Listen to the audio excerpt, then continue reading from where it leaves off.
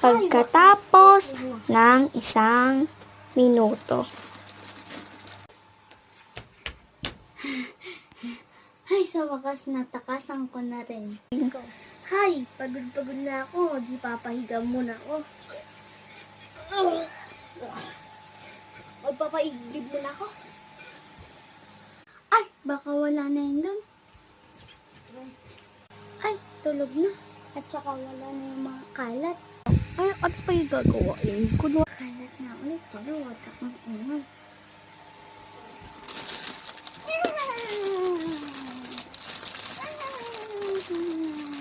Yeah. Naririnig ko yung ano niya. Ay, ang bata linis. Ay, nako. Ay, kalat naman. Iaayusin ko pa lang.